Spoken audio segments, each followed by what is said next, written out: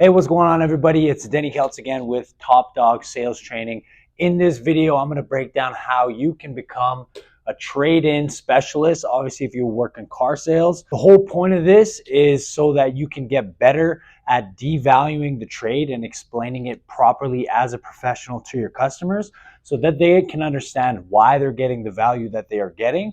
Because at the end of the day, we want to get trade-ins for low value, obviously, so that we can make some more profit, because that's the whole point of the dealership, but it's got to make sense for the customer, okay? So watch the whole video and I can give you a breakdown of how you can become a trade-in specialist, okay, and do your best. The first part of it, the first thing you need to focus on is you need to start asking questions right off the hop. When you're interviewing a customer and qualifying them, some of the questions you should be asking is, first of all, hey, what car are you driving right now, right? Find out exactly what they're driving. Hey, no problem. Are you adding another one to the fleet, or are you planning on actually trading that vehicle in, right? Get it right off the bat and ask them a little bit more questions about how they bought their first car. Hey, how did you buy that first car? Did you finance it? Did you pay cash? Did you buy it from a dealership? Did you buy it privately? So all that information is going to actually help you in moving forward with trying to get their trade value to what you guys want it to be. The next part of it, obviously you got to devalue the trade-in. So the more questions you're asking about, like, hey, you know, how much maintenance have you done? Have you put any money into the vehicle lately? Has there been anything that you needed to fix? And then when you go and do a silent appraisal, okay, with them, you go around the vehicle and you just kind of start touching things, looking at things. You don't say anything, right? You're just pointing, looking at things. Bring your notepad, right? Our guys have a clipboard and they're supposed to have a trade of value sheet, okay? Going through the trade of value sheet, looking at everything.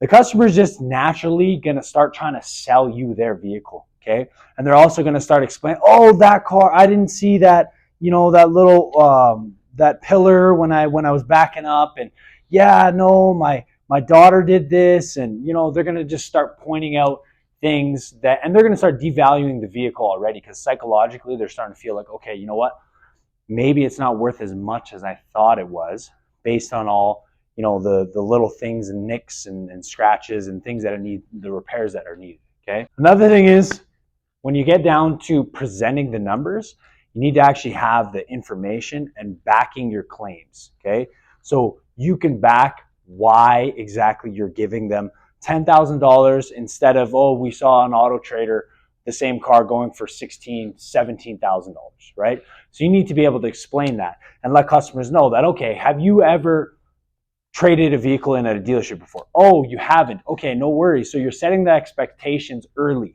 So you're telling them, hey, just so you know, dealerships have to buy in for wholesale value, which means we don't pay retail for a trade-in vehicle, right? So we actually have to account for any reconditioning costs. We have to put it through a full certified inspection to make sure that everything is up to date and reconditioned in order for us to sell it to another customer. Okay, so just keep that in mind. And then we do have to leave a little bit of room for profit as well.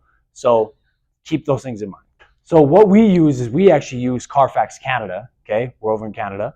And basically what it does is it does a market scrape of the last 120 days of any similar vehicles that have sold, okay? Not what they listed for, but what they sold for, so that we can explain to the customer, hey, the vehicles actually were listed for this, but they sold for this, and we actually have to account for the reconditioning and, you know, the profit we're going to be making on the car, and this is what your trade-in value is going to be, okay? So you explain it to them, you show them, because it's based on the data, right? People like to know facts. It's based on the facts of what these actual cars have actually sold for, okay? So you're giving them that information that makes them reassured that the number you're giving them is actually pretty fair. Then when you get down to actually presenting the trade-in numbers, you need to present it with enthusiasm. Hey, great news, guys. We're actually able to give you $10,000 plus the GST trade assistance credits. So you're actually going to get about $10,500 for your trade, okay? So let them know that, hey, we gave you a great number for your trade-in value, okay? Because your level of energy and confidence when you're presenting the numbers to your customer, it's going to be reciprocated by the customer. If you're not feeling good about it, we were only able to give you 8,000. Like, I know you want, no, you can't present like that because there's no confidence. The energy is going to be translated to the customer and they're going to feel that, and they're going to feel like they can get more, and they're not going to feel right. They're going to feel uneasy about it. So remember, your energy on how you present the numbers is going to be translated, okay? And they're going to be able to reciprocate that same kind of energy.